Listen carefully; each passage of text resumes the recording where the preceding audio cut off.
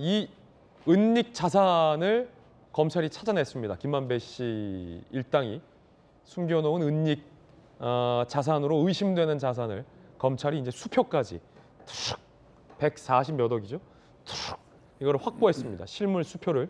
거기에 더해서 정진상 실장의 개인 자산까지 법원이 동결 처리하도록 허가가 나왔습니다.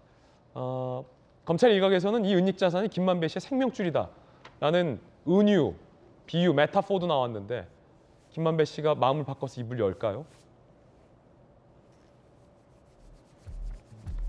2,386억 규모다.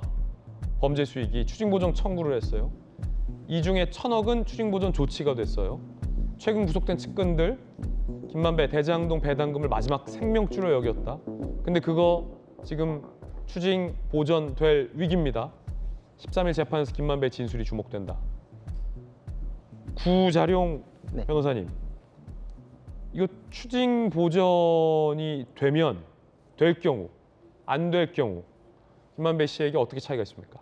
김만배 씨는 그러면 이제 가용 자산이 없는 거죠. 그럼 나중에 이제 변호사비도 마련하기가 어려워지고 가족들 생계에 대해서도 보장이 안 될 것이고 굉장히 압박을 느끼게 됩니다. 나중에 이제 그러면은 보통 숨기는 게 이득을 두 가지고 나 이제 뒤에 뭐 옥바라지라도 하게끔 하고 가족들도 먹여 살리고 이게 지금 믿는 구석이니까 내가 한번 혼자 안고 가보자 뭐 이런 생각으로 돌아갈 수가 있거든요. 근데 추징 보전이라는 건 딱 동결됐기 때문에 판결 나면은 이제 바로 몰수, 추징 이렇게 이제 연결돼 가지고 국가에서 가져가거든요. 예. 그러니까 자기가 버텨봤자 아무것도 남는 거 없이 자기는 그냥 살아야 될 형기만 남는다.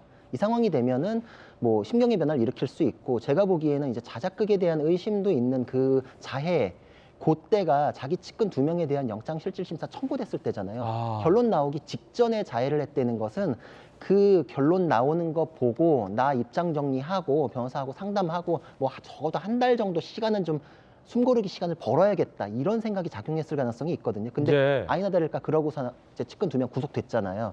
그리고 지금 추징보전 청구가 들어간 거는 굉장히 심경 변화를 일으킬 만한 사유다 이렇게 볼 수 있고 당장은 아니더라도 굉장히 입장이 바뀔 가능성은 굉장히 높아졌다 이렇게 생각이 됩니다. 그럼 검찰이 그 은닉 자산을 왜 그렇게 쥐잡듯이 찾나 궁금했는데 그게 굉장히 유효하게 먹힐 수도 있다는 거군요. 그렇죠. 이건 뭐 당연히 해야 될 뿐만 아니라 사건에 대해서 내가 법에 대한 거 이외에 경제적 이득을 고려해서 내 입장을 정한다. 요거는 아예 그냥 끊어버리는 거거든요. 의미가 있습니다.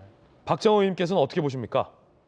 이제 뭐 뚝이 무너져 가고 있는 거 아닌가 싶은 생각이 들어요. 그러니까 저희가 대기실에서 우리 구자룡 변호사 재밌는 표현 주셨는데 배 고픈 건 참을 수 있어도 배 아픈 건 참을 수 없다. 라는 얘기를 했거든요. 예. 그러니까 지금 얘기한 것처럼 자 유동규 씨는 이재명 대표로부터 거의 뭐 가까이 있지도 않고 멀리 있는 심부름꾼 정도 취급을 받았죠. 남욱 변호사 그렇게 지금 좀 전에도 뭐 하여튼 억은 고사하고 뭐 한 번 만날 때마다 7천만 원, 8천만 원 뭐 이런 돈을 유동규 씨한테 건네주고 그 돈이 또 어디로 갔는지 모르지만 그렇게 돼 있죠. 정진상, 김용 부원장, 김용 이런 사람들은 돈이 어디 숨겨져 있는지 어떻게 숨겨서 이 돈이 어떻게 쓰여졌는지 모르겠지만 계속 만들어준 돈 어딘가 없어졌죠. 그리고 믿거니 하고 있던 김만배 씨는 또 2,300억 원이나 되는 돈을 또 숨겨놨죠. 예. 저는 이 뚝이 좀 무너지기 시작하면 만들어놨던 저수지가 좀 무너지는 순간이 오는 거죠. 지금 좀 전에 구자룡 변호사 말씀 주셨지만 김만배 씨가 지금까지는 이런 식으로 버텨왔고 뒤에서는 정진상, 김용 씨는 답변 없이 수사에 협조 안 하면서 지금까지 버텨왔는데 과연 이게 실체적 진실 앞에 어떻게 버틸 수 있을까? 저는 뚝이 무너졌고 사실은 이재명 대표도 10일, 12일 사이에 뭐 검찰 간다고 말씀은 하지만 저것도 일종의 제가 볼 때는 말장난 세상으로 들어가 있는 것 같아요. 가서 더듬수해서 한번 보고 요새 또 그렇게 돼 있지 않아요? 12시 넘으면 조사 못 하잖아요.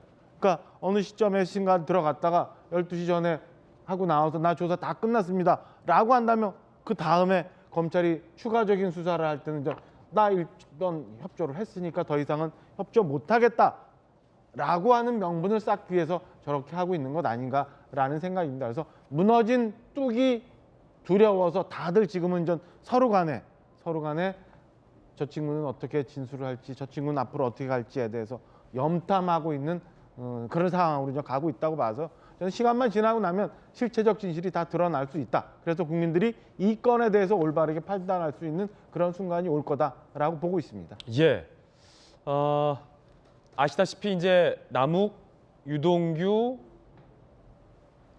김만배를 거쳐서 정진상, 김용 등에게 전달이 됐다라는 거대한 자금 흐름 의혹인데 이 단계에서 남욱, 정영학, 유동규까지는 다 검찰이 진술을 하고 있고 김만배 씨가 이제 입을 다물고 있고 정진상, 김용 씨는 부인을 하고 있는 그런 상황인데 김만배 씨, 딱 가운데 있는 김만배 씨의 입장 변화에 따라서 벌써 숫자도 많아지잖아요.